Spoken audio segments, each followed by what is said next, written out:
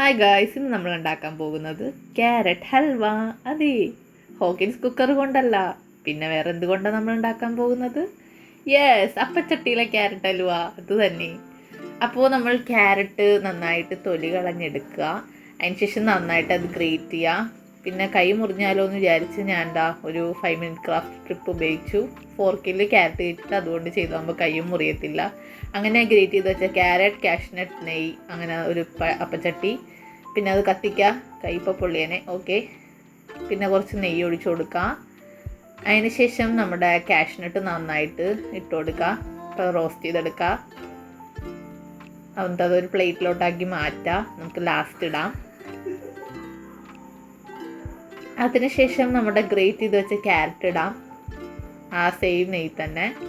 അപ്പോൾ ക്യാരറ്റ് നന്നായിട്ട് ഇളക്കി കൊടുക്കുക. അപ്പച്ചട്ടി വേണ്ടി ഇച്ചിരി ബുദ്ധിമുട്ടുണ്ട്, വെറൈറ്റി വേണ്ട നമുക്ക് എന്തെങ്കിലും. അതിനെ കുറച്ച് പഞ്ചസാര ഇടാം.